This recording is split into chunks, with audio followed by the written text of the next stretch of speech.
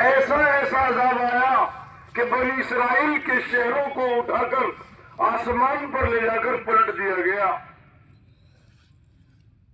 بنی مانے بیٹے، اسرائیل یعقوب علیہ السلام کا دوسرا نام۔ نبی کی تعلیمات پر عمل نہ کرنے کی وجہ سے جب اللہ کا غصہ آیا تو جبریل علیہ السلام کو حکم ملا کہ قوم لوط کے تمام شہروں کو آسمان پر لے جا کر پلٹ دو۔ ایک پر کا کنارہ لگایا، ان کے جانوروں سمیت بستیوں کو آسمان پر لے گئے۔ حدیث میں آتا پہلے آسمان کی مخلوق نے ان جانوروں کی آواز کو سنا جن مویشیوں کو یہ پالتے تھے، اور پلٹ دیا گیا، اور وہاں مردار سمندر بن گیا، 70 کلومیٹر لمبا اور 20 کلومیٹر چوڑا۔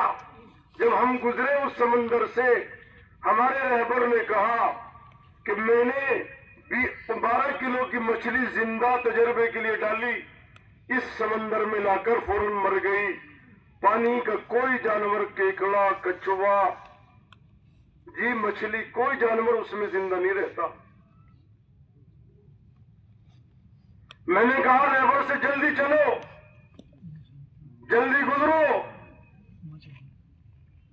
آپ جب قوم سمود کی بستیوں سے سفر تبوک میں گزرے، آپ نے فرمایا جلدی سواریوں کو ہاکو، ان پر پتھر برسے تھے۔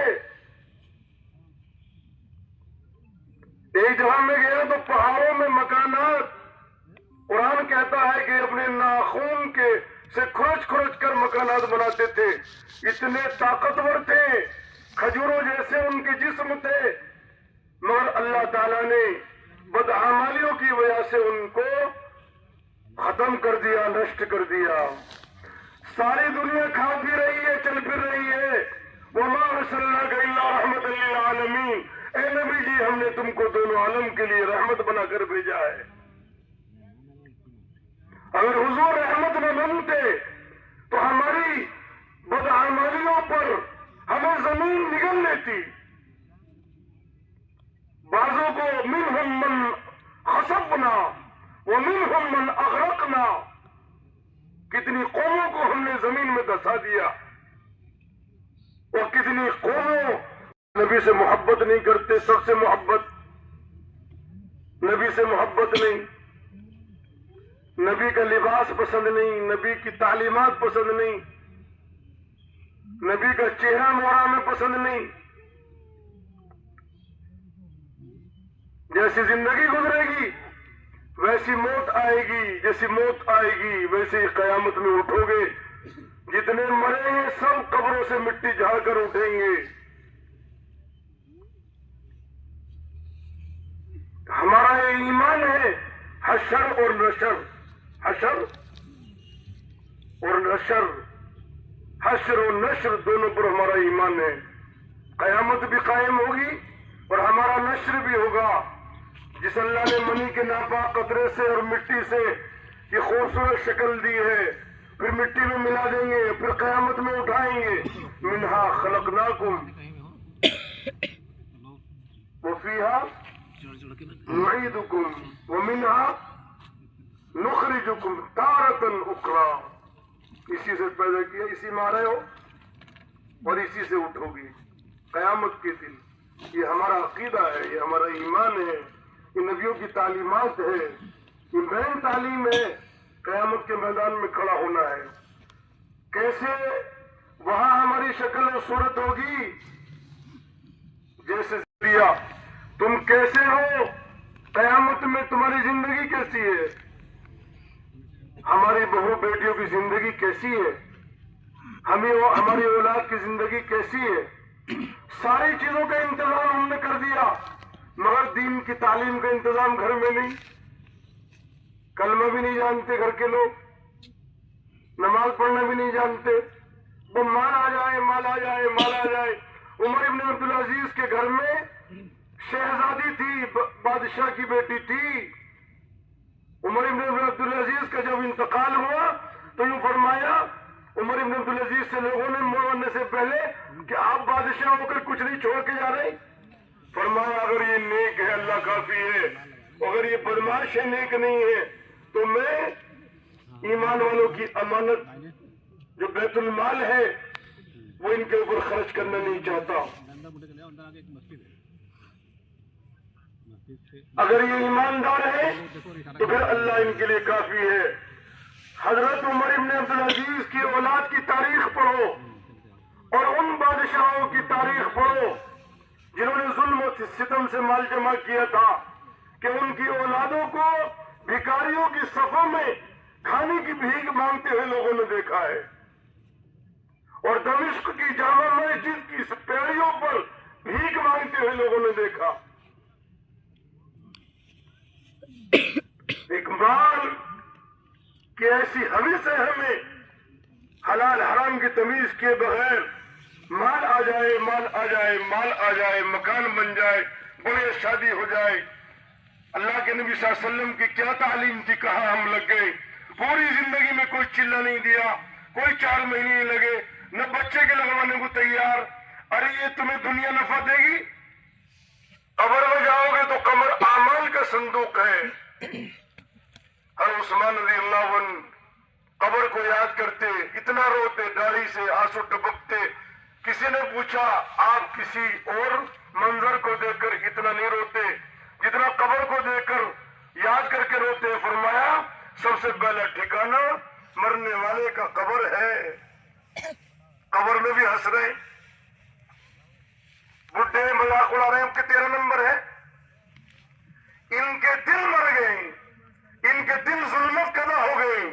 قرآن نے کہا ہے کہ ان کے دل پتھر سے بھی زیادہ سخت ہیں.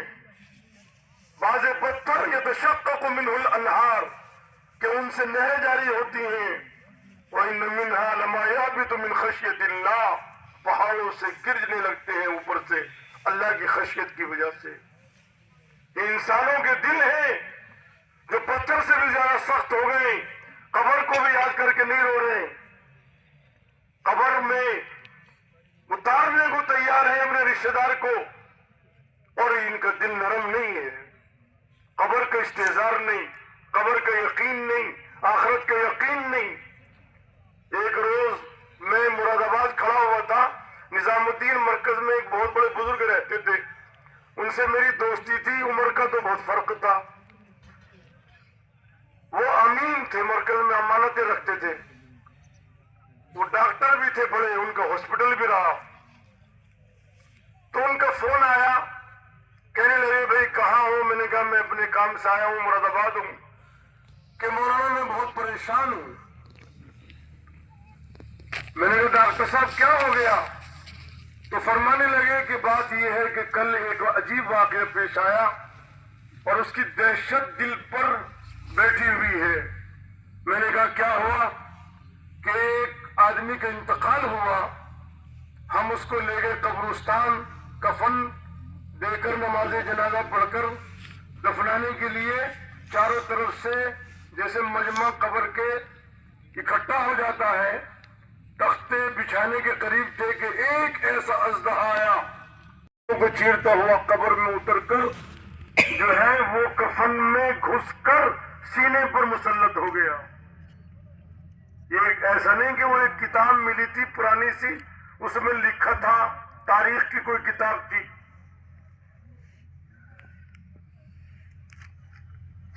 میں نے کہا حضرت پھر کیا ہوا؟ کہ علماء کو بلایا گیا. ہر زمانے میں علماء رہبری کرتے نہیں. ہم کوئی مسئلہ پوچھتے کاروبار کے علماء سے, کوئی مر جائے تو میراث کا مسئلہ پوچھتے, خرید و فروخت کا مسئلہ پوچھتے. پہلے یہ کہتے تھے کہ مجھے محمد صلی اللہ علیہ وسلم کا لایا ہوا مبارک دین اور طریقہ یہ پسند نہیں ہے. اے میرے دوستو, میں کچھ کہہ کے چلا جاؤں گا, تم اپنے گھر کو واپس ہو جاؤ گے. تو اپنے دل میں اتار لو, تم دل کو بدل لو, تم اللہ کے سامنے جھکو, تم اللہ کے سامنے رو. دنیا کے لیے روتے ہو اس سے 10 گنا اپنے دین کے لیے رو. آئے میرا دل اجڑ گیا, میری زندگی اجڑ گئی, میرا خاندان اجڑ گیا, मैं कब्र में चला जाऊंगा, पता नहीं इनकी जिंदगी में दिन रहेगा नहीं रहेगा। इस इज्तिमा में आए हो, तमन्नाएं लेकर आए हो, मगर तमन्नाएं हमारी दुनिया की है। जो पर्चे आते हैं ना, उसमें दुनिया की तमन्नाएं लिखी हुई होती।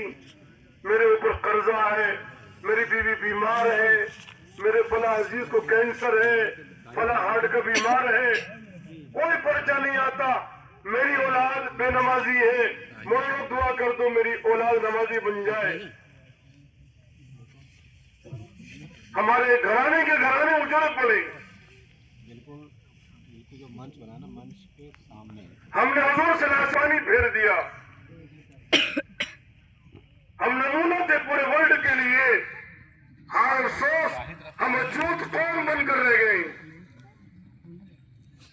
हमारी जिंदगी तालीमात नबविया के मुताबिक होती, खुदा की कसम अक़वाम आलम कदम बोसी करती।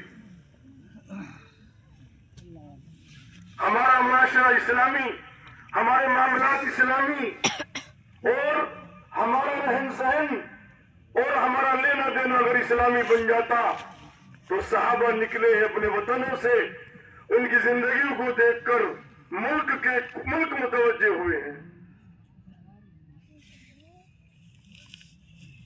जैसे सब ऐसे हम। हर जमाने में नबी की तालीमात उस जमाने की रसूमात और आदात और माहौल से टकराई हैं।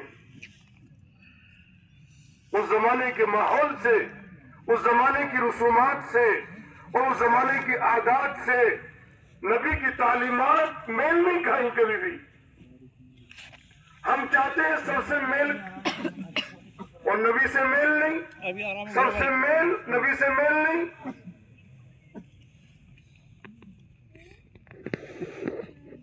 न इधर ही रहे न उधर ही रहे। रसूमात और तालीमात, मेरे दोस्तों, इनमें कभी इज्तिमा नहीं हो सकता, हमेशा टकराव रहेगा। प्यारे नबी सल्लल्लाहु अलैहि वसल्लम की तालीमात हमारे घरों में आ जाए, बीवी बच्चों में आ जाए। एक नाखून के बेपर्दा होने पर चीख मारती खातून ने।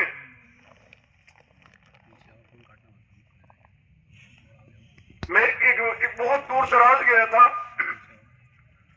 मैंने कहा भाई यहाँ मस्तूरात की जमात आई है कि जी एक जमात आई थी वापस हो गई।